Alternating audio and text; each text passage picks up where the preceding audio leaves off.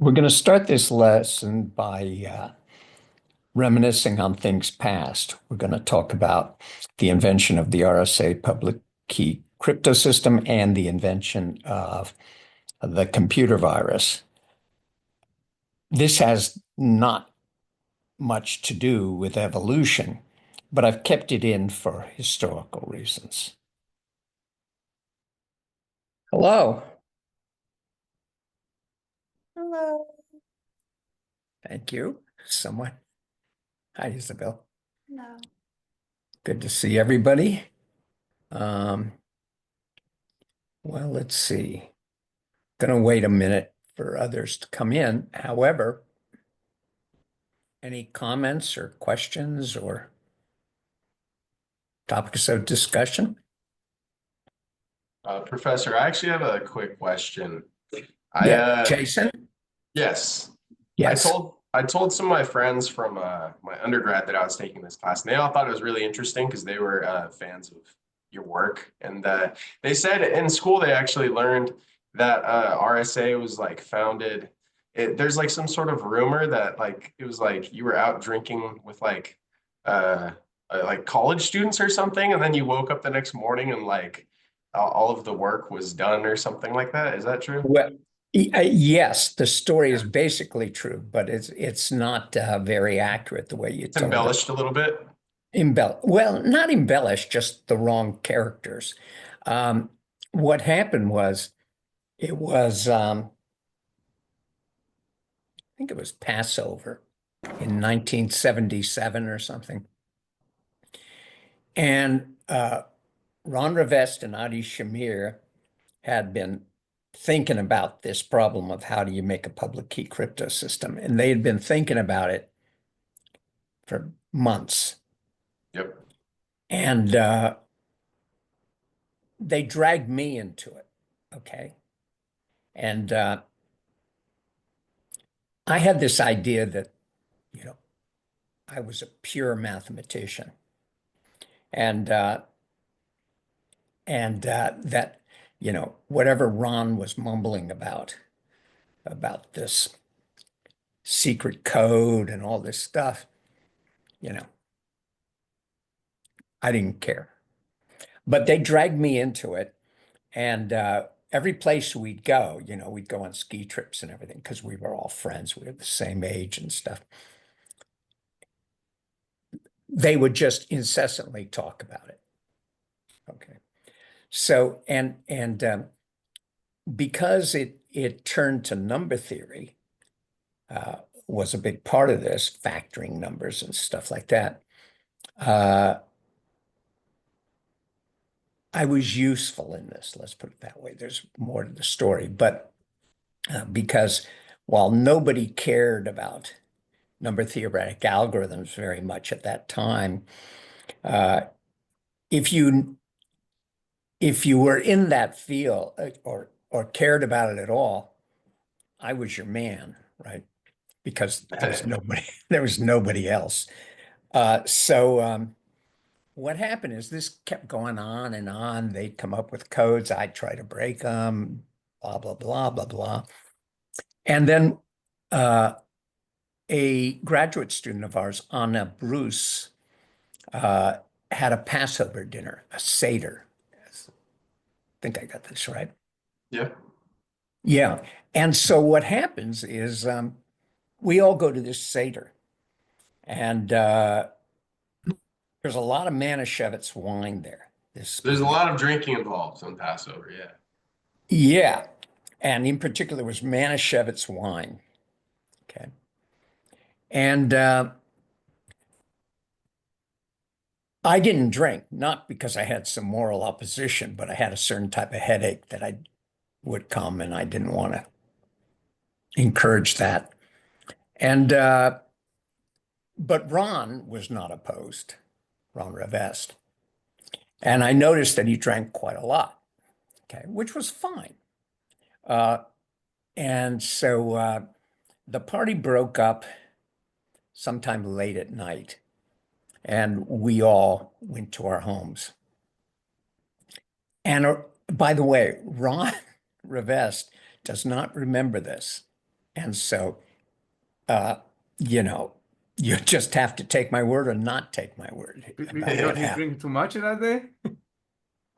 Yeah, Shenhua, he drank a lot, in my opinion. You Ah, know, he wasn't driving. He was there with his wife, Gail, and stuff. interesting. And so sometime around midnight, I get a phone call at my house, and I pick it up, and it's Revest. Okay. And he says, Len, what about, and he goes on to describe what is now known as the RSA crypto system. This wasn't the first attempt. It was like the, roughly 40th or 50th attempt. But when I heard Ron describe what it's now the RSA system, I had enough experience with algorithms, number theoretic algorithms, that I said, wow, Ron, I think you finally did it. Congratulations. Can Okay. he tell the difference given how much he drank? Huh? Can he distinguish is it worked or not working, given how much Well, he drank? I don't know what he could distinguish. But that was my response. And so that's the story of how the RSA came into being. Okay. Now, just to go on, because I think it's a good story, Yeah. here's what happens next. This is crazy stuff. All right. Remember, I didn't care about all this code and stuff. And so I'd go into MIT the next day, I think it was the next day, and go about my usual business. And my usual business is to, hang out a lot of times in Ron's office or Adi's office because we're all doing research on various things. And so I go into Ron's office, and he hands me this manuscript, and I look at the manuscript, and it's what he had told me. I think it was the previous night, but it may have been a day or so later. Um, he he told me, oh, well, he shows me this manuscript. I look at it, and it's clear that it's a description of what is now the RSA code, right? And and so what happens is I the authorship is in alphabetical order. Adelman, Ravesh Shamir, R's, not RSA, right? And I say to Ron, take my name off this. It's your invention. And he says, no, no, no, we wouldn't have got here without you and blah, blah, blah. Okay.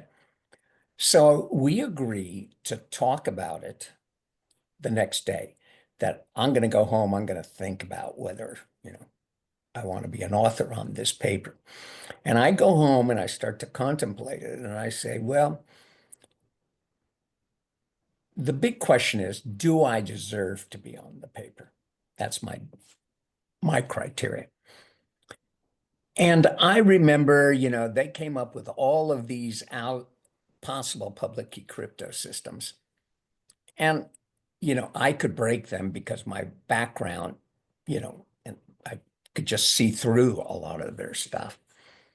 And I remember one day they came up with a pretty good system. And I had to stay up all night to figure out how to break it. But I did. And just a side note, that system was subsequently rediscovered, a year or two later. And so it was a system that was broken before it was born, right? Oh, wow. Yeah. Is that So based on knapsack? no, sort of. It was like two-dimensional knapsack. Two-dimensional knapsack. I mean, it was sort of simple, and two researchers, Liu and Lee, came up with it later and published it, but I already knew how to break it. All right. So at any rate, that goes on.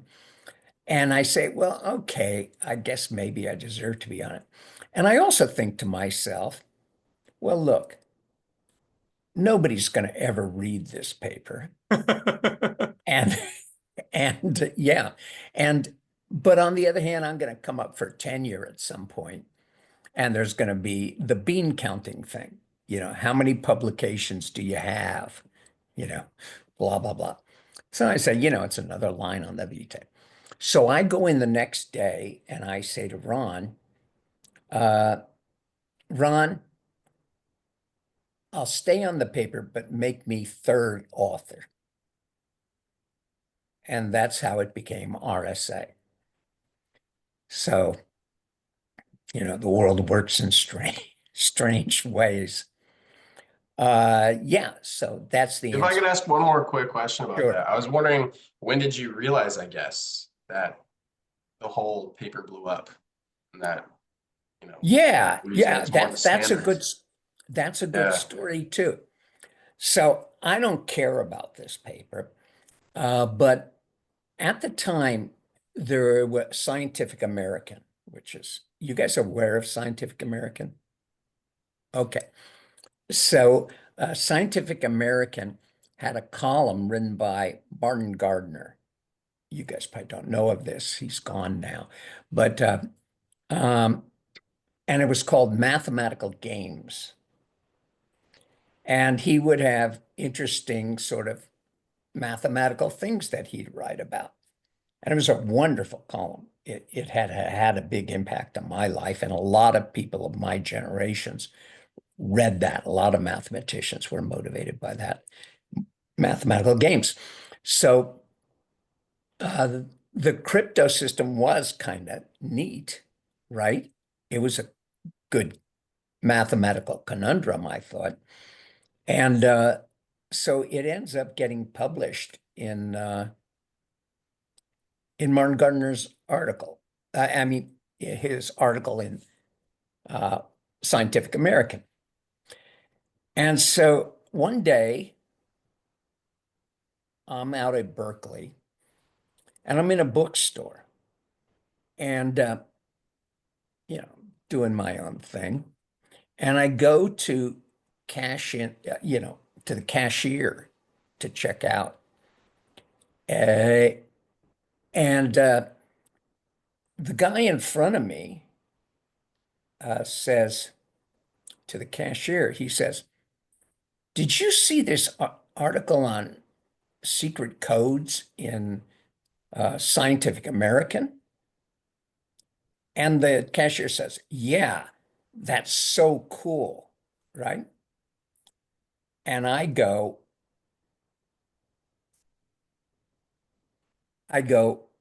oh, because I'm young and I'm proud and all these things. I said, "Oh, that's probably our stuff." Okay. So I say that out loud.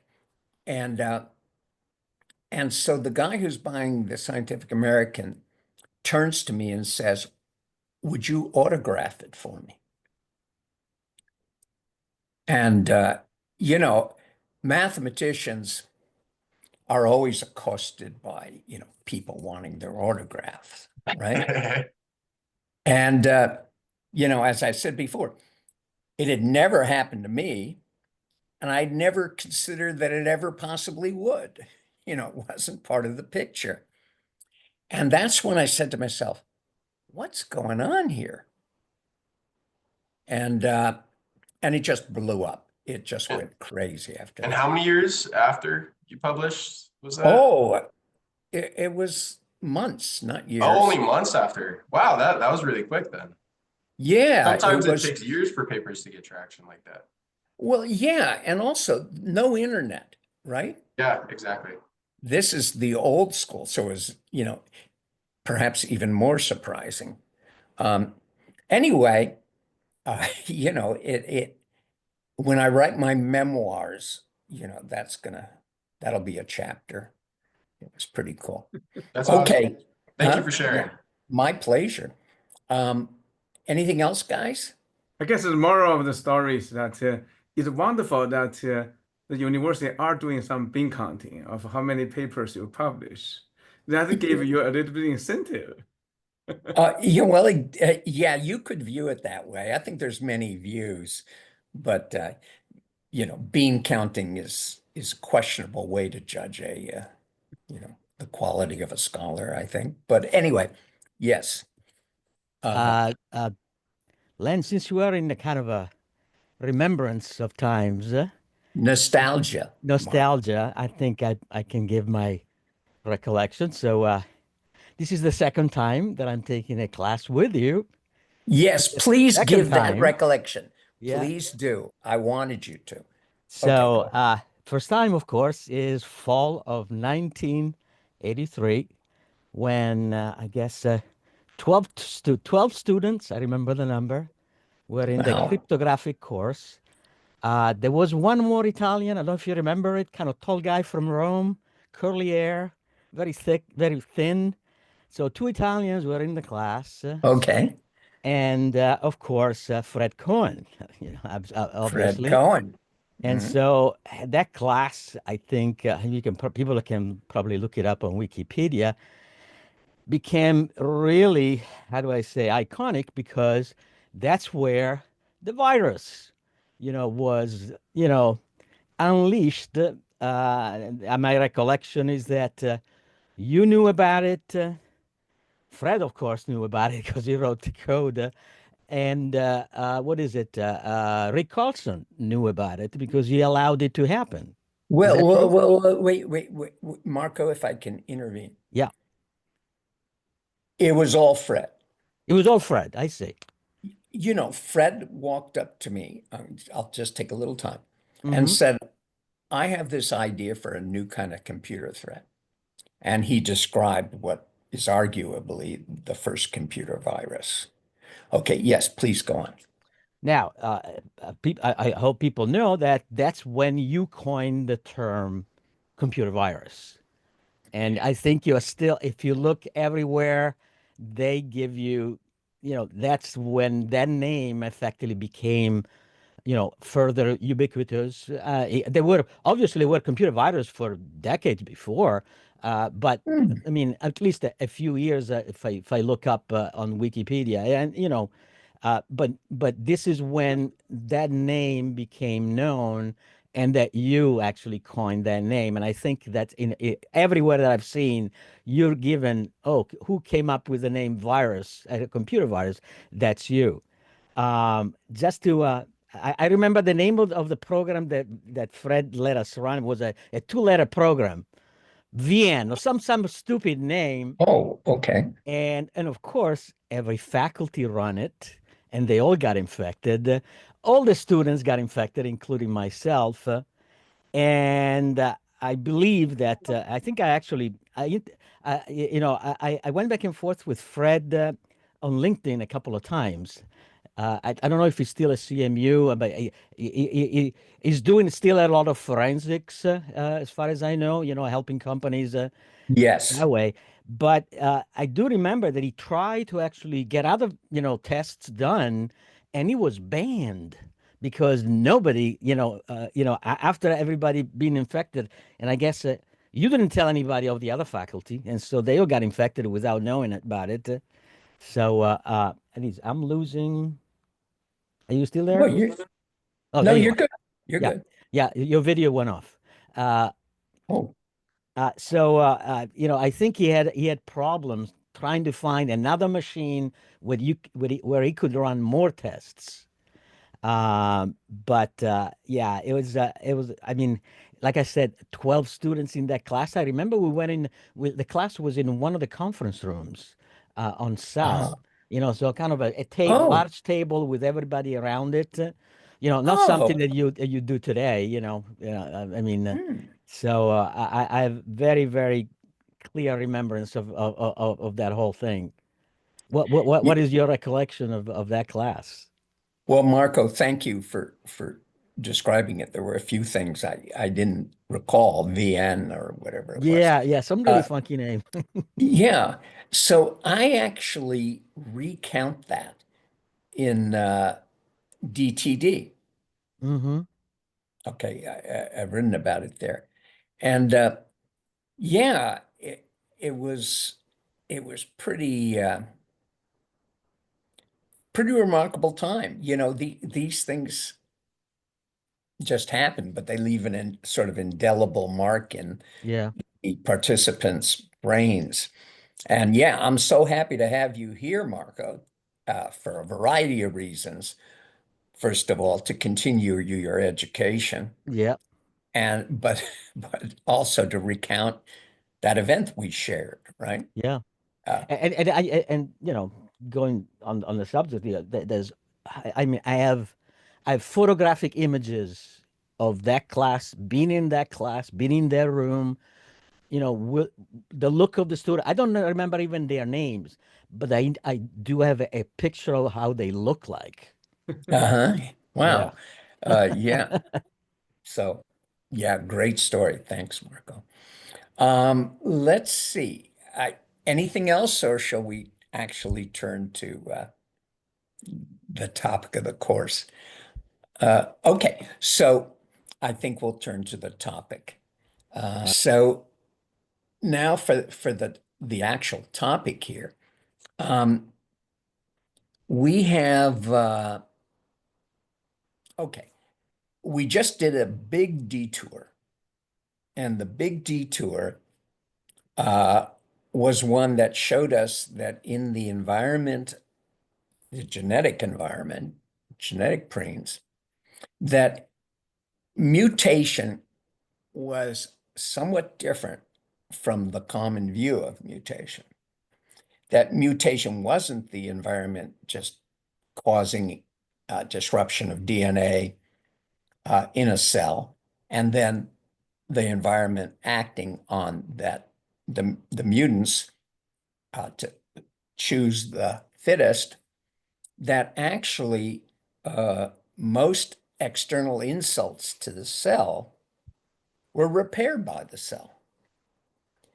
And that the real, or not the real, but the important perhaps, mutations were self-inflicted, where the genes themselves mutated themselves and did it in a very sort of programmed and um, and computational fashion.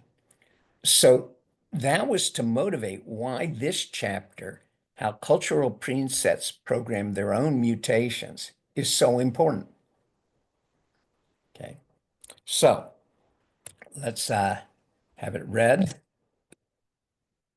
How cultural presets program their own mutations. Because environments are constantly changing, all genetic presets, cultural presets, and other presets must mutate or hasten their extinction. But how can a preset be sure it is making the right mutations, since what is right will depend on what changes the environment will make in the future? Okay, so you got this cell, let's say, and it's programmed its mutation. And but how does it know it's making the right mutations? Any answer to that question? That is ones that help. You mean the Okay. Darwin theorem, theory of the best fit to compete in the future? Oh, wait. The What? Darwinism that the right mutation survive. Yes, those are the right ones. But when a gene set, for example, builds an organism, that organism's going to live in the future. That is, it was born, but now it's got to live in whatever future it finds. And that's not known to the organism when it's building the next generation. It doesn't know the future. So how does it make sure its choice of mutations actually end up fit for the future environment that the organism's going to live in? And the answer is it can't. How could it? You know, the dinosaurs probably thought they were making some pretty smart mutations until Chicxulub came along, right?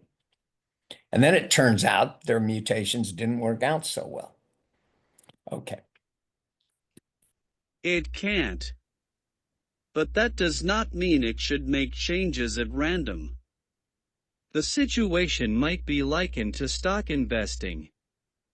You can invest in stocks randomly, or you can be diligent and learn about companies, their leaders, and other features, and invest in only those that have, in your opinion, bright futures. It is likely that, on average, investors that use the latter strategy will do better than those that use the former. Okay. Do you guys agree with that? That is, if you're a stock investor and I give you $1 million to build your portfolio, you could just, throw darts at a board with various names of stocks. Yeah. Or you could do due diligence. You could look at each stock and say, well, I like the managerial staff, the principals, right? These guys have a history of success. Guys are women. I don't want to get into all that. Okay. Uh, okay, I'll take catcher. Salazar. Yes.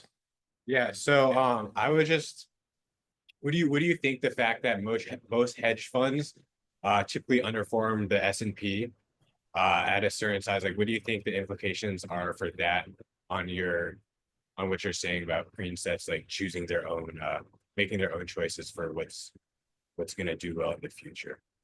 Or do you think there is any implication, or is it just an analogy? I think it's just an analogy, but certainly when you decide to put your money into some stocks, uh, you can just randomly choose, or you can do some amount of, we'll call it due diligence, right? For example, you might read what the internet says, you should invest in, what, social media says. Okay. Or you might go to, pay some ostensibly super professional investor to take care of it, or one of the big funds. But if you have a choice of that or investing randomly, which do you think is going to work out better? But yeah, okay. The the people who have the expertise and do the due diligence to make wise choices in companies. Now, notice it's no guarantee, because when you build a portfolio, if that's the way you go, you've chosen stocks, each of which has a certain risk, each of which has a certain promise that it's going to do well in the future. But you're not always right. A lot of the stocks will fail. A lot of the, go down roughly. A lot of them won't go up, maybe. And you've done well if your average take at the end of some time period, you have more than when you started, right? But some are going to lose and some are going to win. And if you play that game just using randomness to choose your stocks, I think you're pretty much going to end up contributing to those who have a better way of going about it. All right. So at least it's sensible, what I'm saying. That's what cells and other presets do. They invest wisely. They don't invest randomly. And They can, in fact, invest wisely, but no guarantees. A lot of the mutants that they make will not do well. But if they get a good mutant occasionally, it might produce a lot of new copy numbers, right? So it's sort of, what's your return on copy numbers? All right. All right. In fact, successful presets have evolved very sophisticated mutational strategies, see DTD, variation and natural selection. Societies and species that have evolved good strategies for mutation have a better chance of surviving than those that have inferior ones. Here is how the cultural preens of some successful societies carry out their mutational strategies. Okay, so now we get to the question. How do the cultural preens of successful societies, and let's use the American society as an example here, how do they carry out their mutational strategies? And I want a little discussion here because, let me see, did I arrange this? Okay. How do they do it? That is, we think that they do it because we've seen that preen sets in the genetic form do it, and it's important to their survival. But do cultural preen sets also have the ability to carry out mutational strategies? Do cultural preen sets actually mutate themselves? And, as is typical with preen sets, do they make some cultural preens change and others less likely to change? And if so, how do they go about it? Any ideas on that?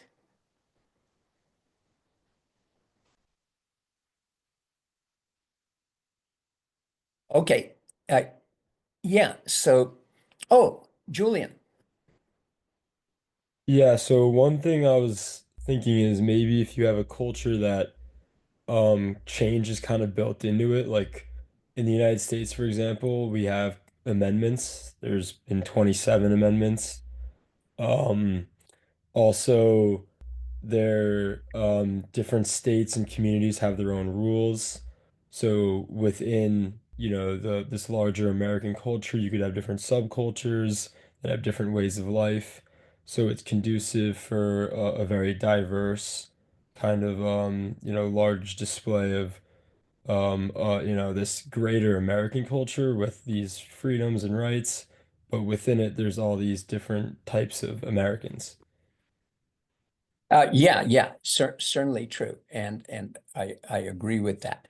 Everything you said is on the right track, and what I want to know is how does the cultural preen set itself, try to make the changes that it undergoes beneficial for the future environment that the society is going to face? Okay, how does it actually go about it? That is, okay, so we'll eventually get there. Okay, Ryan. I was going to say the cultural preset would sort of guide its mutations through things like taboos, I think. So like in the United States, as an example, we're not going to see a lot of mutation in the, killing other people preen, right? Because it's sort of taboo in our society. So if that wasn't discouraged, then maybe that would be something that people would experiment with a lot more. Yeah, maybe, but it's really the reverse. We People don't like or dislike killing. It, they do it all the time. Uh, it's their dislike comes from their cultural preens that tell them, you know, thou shall not kill, right? And other things, right? So it's not that there's some inherent adversity to killing in humans.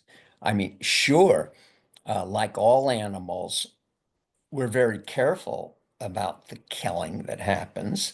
For example, we don't want to get killed during the process, right? But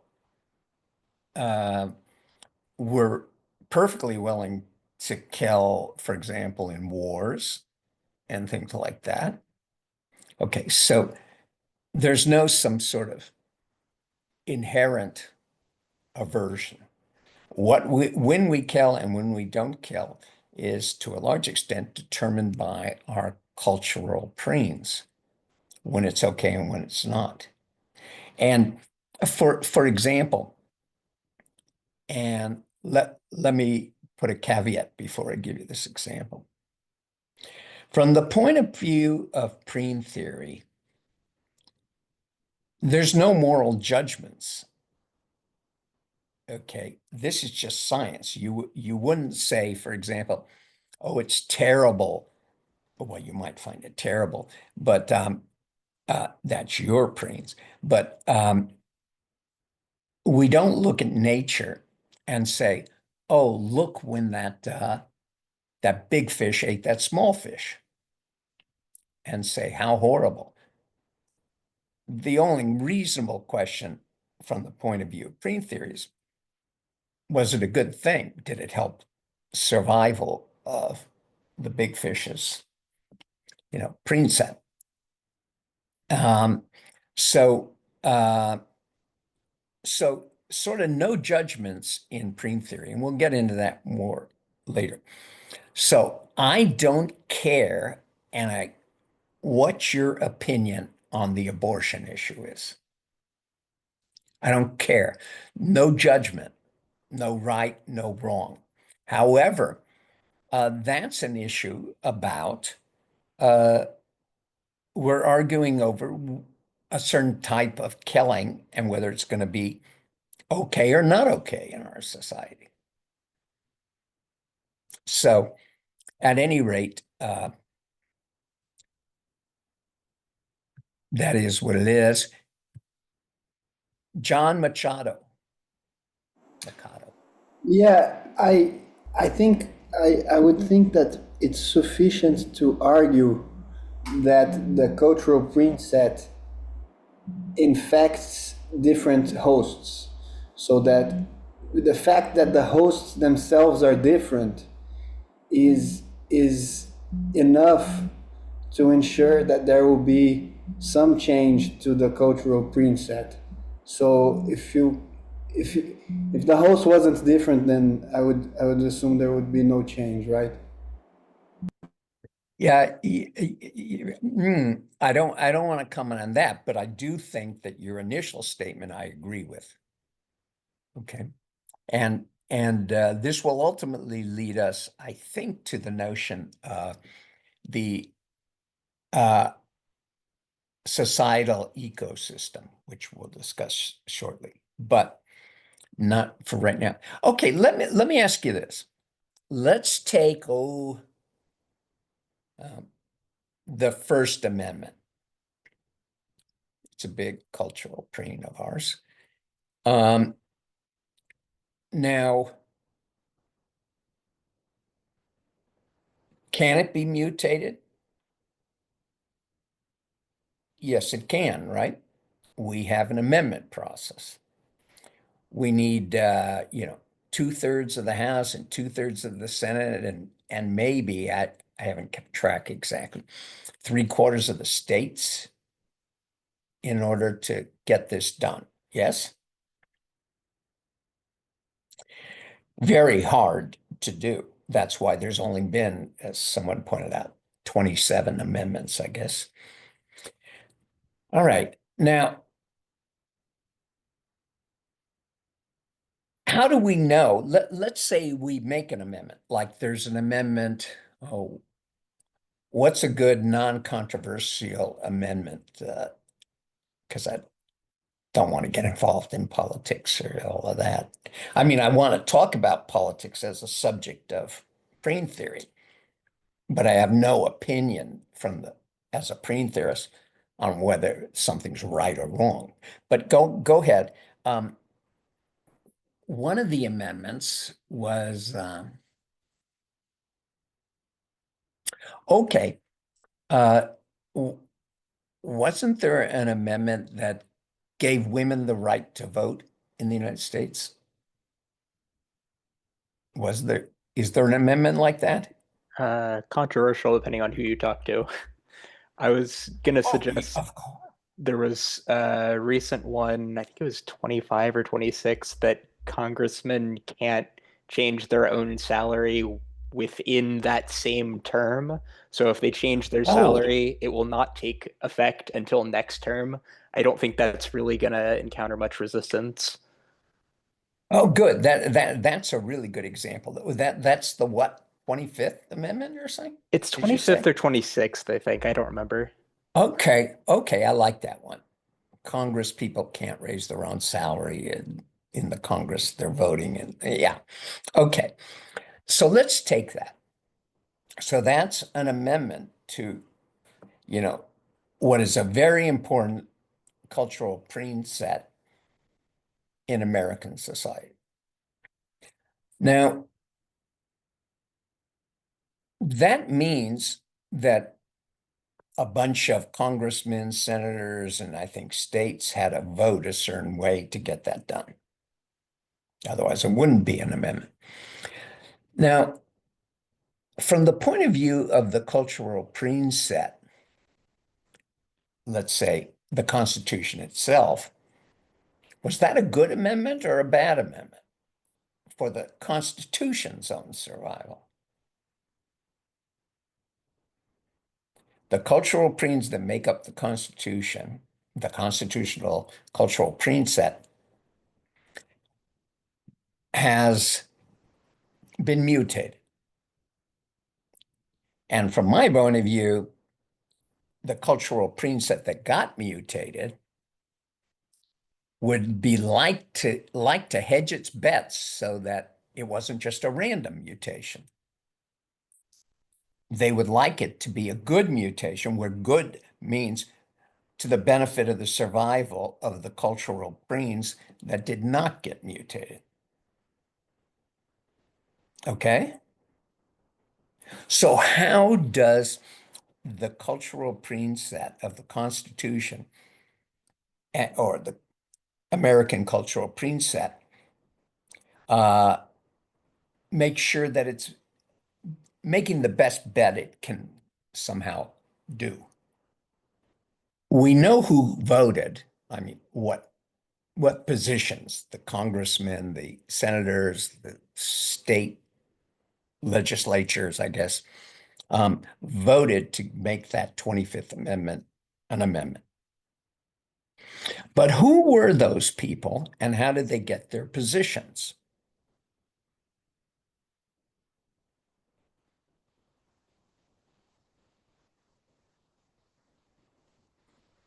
Well, the answer to how they got their positions should be very clear. Through elections and stuff. Yes, but from a pre-theoretic point of view, The how did preens they get their? chose the cultural preens themselves chose them. Exactly. That's what we saw. The cultural preens, in particular, the positional cultural preens, chose them for their positions. Yes. And they had to go through a lot of tests and competitions and various other things to get into those positions, right? Because there might have been a lot of people competing to be a senator, right? Yes. So the people who actually made the changes had gotten their positions because of the cultural preens, who put various demands on them in order to get that position. Yeah. And so what happens is the demands that the cultural preens put on the positions that have such a senator and everything are ones that assure that the people who occupy those positions are dedicated to the preservation of the Constitution. The exercise of mutational power can produce changes in the society's cultural preset in much the same way that mutations in nucleic acid molecules produce changes in a species' genetic preset. This system of associating positions with mutational power provides some societies with highly successful mutational strategies. For example, the positional cultural preens of these societies will typically require members who acquire positions with great mutational power to have demonstrated their belief in some important cultural preens and their skills in defending them. Members lacking those attributes are filtered out. As one moves from priest to bishop. Well, what happened there? Let's go here. This can be seen in the following American Society Positional Cultural Preen. The Constitution, Article 2, Section 1, Clause 8. Before he enter on the execution of his office, he shall take the following oath or affirmation: I do solemnly swear, or affirm, that I will faithfully execute the office of President of the United States, and will to the best of my ability, preserve, protect and defend the Constitution of the United States. So this is a constitutional cultural preen, right? It's an article in the Constitution. And what is it saying? That when you become president, you have to swear to this oath. Yes? All right. Because you're going to get a lot of mutational power by becoming president, right? This oath is no guarantee, but it is an example of the cultural preset doing its best to assure that a president will use their great mutational power to protect important cultural preens. Notice that Article 2, Section 1, Clause 8 is a positional cultural preen stored in copies of the Constitution that requires that the cultural preens stored in copies of the Constitution, including itself, be protected. Okay. So this particular cultural preen, a very important one, it's in the Constitution, is putting sort of the last barrier to getting the position of president. No guarantee. There aren't any guarantees, but that president's position is going to give him huge mutational power over the society. And the last thing he has to do is essentially swear that he will protect, preserve, and defend the Constitution of the United States. And that particular cultural preen is getting the person who's going to have the mutational power to play a big role in modifying the constitutional cultural preens is going to have to attest to his devotion to those preens. I didn't articulate that last part very well. Okay, so this is a very important part, I think, of the on the origin of societies. This, to me, is explaining how cultural presets of societies go about mutating themselves in a very non-random fashion. Now, this brings us to the prophet and the Messiah. Okay, so The Prophet and the Messiah. In How to Be an Unsuccessful Cultural Preen, I discussed the Shakers and noted that their cultural preset appeared to contain the seed of its own destruction. That seed was the celibate preen. Sex is forbidden. In this chapter, I will speculate on possible seeds of destruction that may be present in the Jewish cultural preset. Okay, so since we saw that we could look at the Shakers and have, probably we, not being Shakers, could have said, that celibate thing is going to be a problem for your future. Can we do that with other societies? And I think the answer is yes. And so here's an example, or anyway. We will need a bit of nomenclature. I'll refer to Torah Society. The members of Torah Society are those people who treat the Torah as sacred. Those members would later be called people of the book in Islam. Roughly speaking, BC all members of Torah Society were Jews, and all Jews were members of Torah Society. So, Jewish society and Torah Society began as the same thing.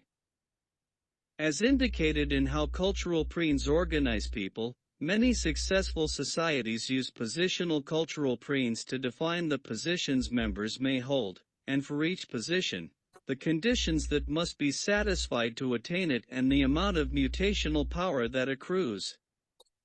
I suggested that successful societies use these positional cultural preens to ensure that those who acquire great mutational power have the ability and motivation to act in the interest of important cultural preens.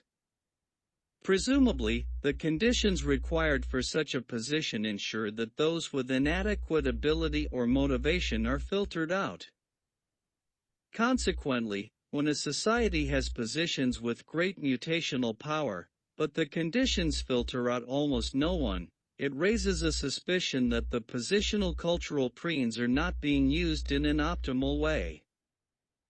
It appears that the Jewish cultural preen set contains positional cultural preens that create these kinds of positions, and that Jewish society has suffered greatly because of it.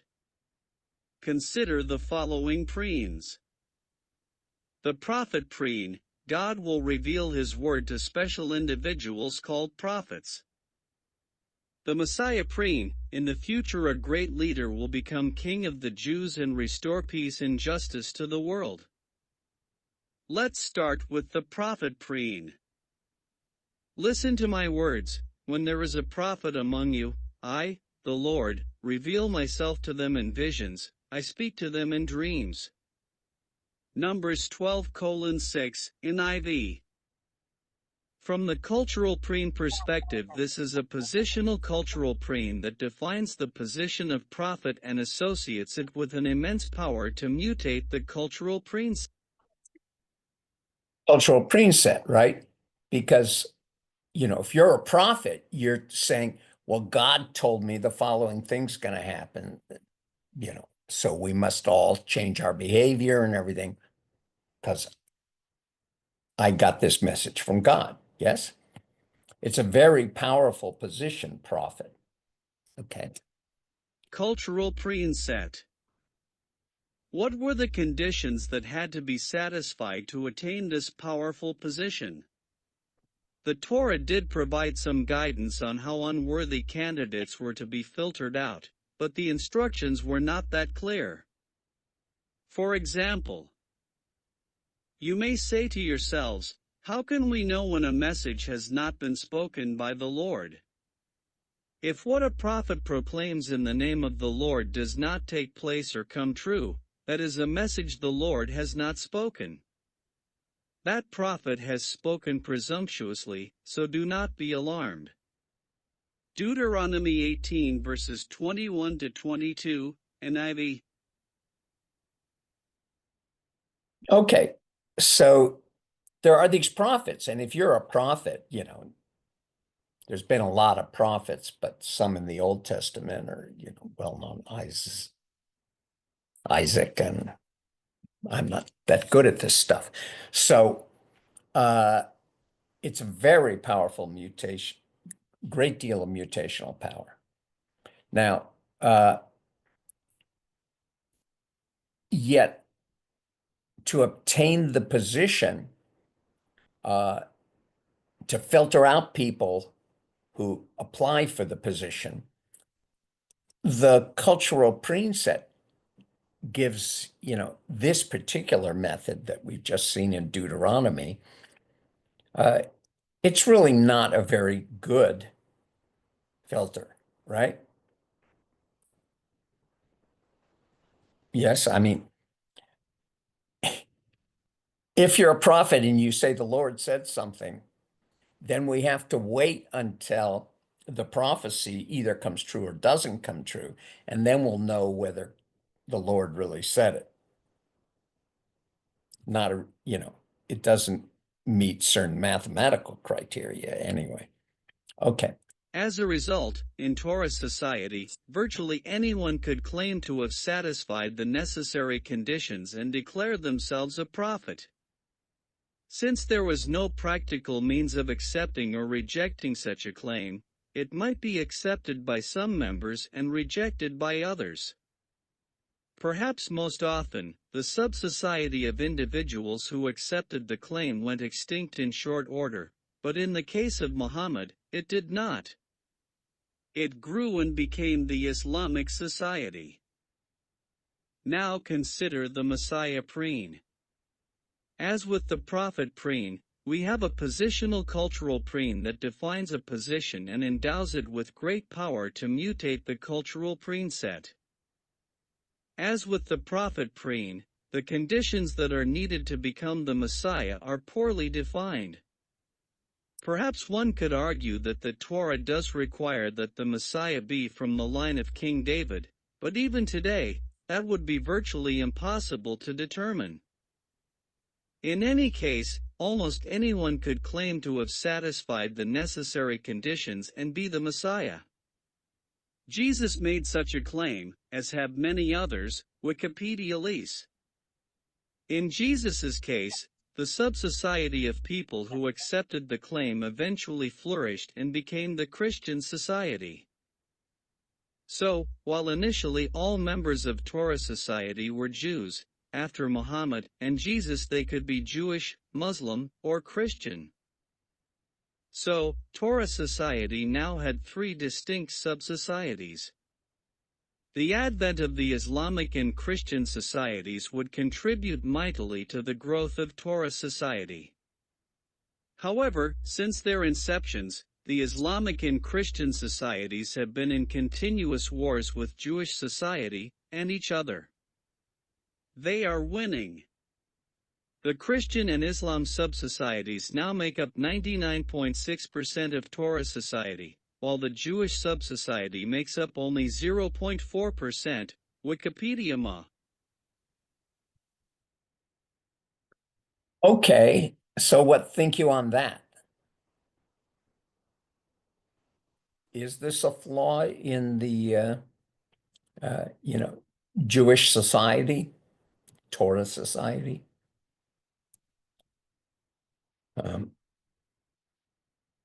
Other numbers are Christians and Muslims make up, I think it's like 51+% of all the people on earth. And Jews presumably make up 0.2 or something like that, roughly. Right. So had their cultural preens set the stage for that in much the same way that the cultural preens of the Shakers set the stage for their lack of success as a society. Any comments? William? Well, I remember a long time ago seeing a documentary about chimpanzees, and one Yeah. troop, I think, there was an alpha male who was very brutal to the underlings. Very brutal? Yeah. And so Yeah, he okay. managed to have a lot of kids, but at the end, he was actually killed by his underlings. So it's not sure how successful that strategy was. Well, if he had a lot of kids, it was genetically successful. Right. But was it successful culturally? I don't know. Now you're getting really, yeah, that's a really good question. And yeah, so that makes me sort of recall the question of how many of you think democracy is good? How many of you think that autocracy is bad, whatever the opposite of democracy I'm calling autocracy? Uh, I guess bad Khalid in what Indy. sense? Yes, I like that question. Who said that? Ryan? Me. Because I feel like autocracy is pretty good at like prolonging the life of the society, whereas I mean democracy, you know, obviously up for debate, but like the theory behind democracy is that additional freedoms sort of make the life of the individual more pleasant, but that also creates a lot of turbulence, as we see sometimes in democracies. Yeah, and the another form of what you just brought up, Ryan, is uh, do cultural presets care about making the life of the humans that are members of that cultural pre society, members of that society, better? Does, you know,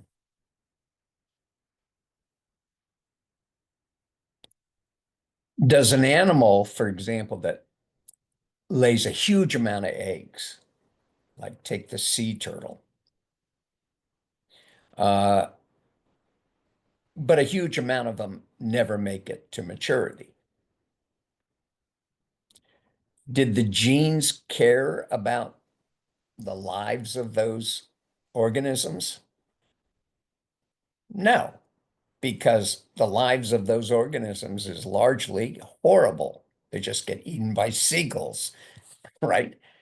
But did it still work out pretty well for the